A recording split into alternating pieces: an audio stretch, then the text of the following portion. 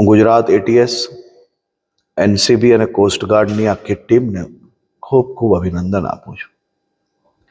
ભારત પાકિસ્તાનની સીમાઓ પર આ આપણી ગુજરાત પોલીસના એક જવાનો ગોલીઓનો સામનો કરીને ભારત દેશમાં ડ્રગ્સ આવતું અટકાવવાની ખૂબ જ મહત્વની ભૂમિકા ભજવી રહ્યા છે.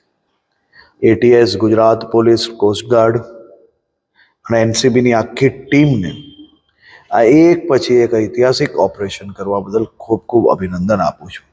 દેશના લોકપ્રિય પ્રધાનમંત્રી આદરણીય શ્રી નરેન્દ્રભાઈ મોદીજી અને એમના દ્વારા 2014થી દેશના યુવાનો એ ડ્રગ્સના રવાડે ના ચડે તે માટે જે પ્રકારે ડ્રગ્સ સામે એક મુહિમ ચાલુ કરવામાં આવી, આદરણીય અમિતભાઈ શાહજીના બી નેતૃત્વમાં ગુજરાત પોલીસ દ્વારા કેન્દ્રની જે ગૃહ વિભાગ છે એમના દિશા નિર્દેશ પર આ કામગીરી ખૂબ જ કડકપણે કરી રહી છે.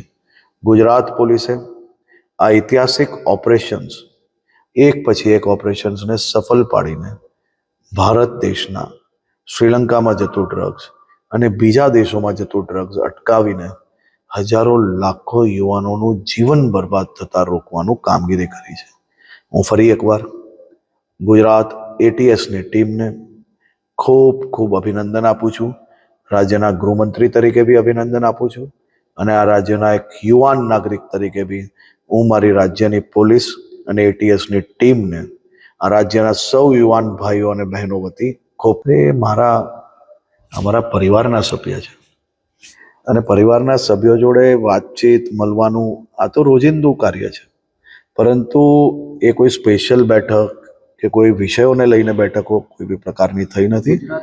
એ પરિવારના જ સભ્ય છે એટલે સામાન્ય રીતે વાતચીત ચાલુ હોય અને એ જ વાતચીત ચાલુ છે. આ પેટ્રોલિંગની કમી હોય તો આટલા મોટા ઓપરેશન, દેશના ઇતિહાસના સૌથી મોટા ઓપરેશન કરનાર બીજી કોઈ નહીં પરંતુ આપણી ગુજરાત પોલીસ છે અને ખૂબ જ મોટી સફળતા પ્રાપ્ત કરી છે. હું ગુજરાત પોલીસની ટીમને ફરી એકવાર ખૂબ ખૂબ અભિનંદન આપું.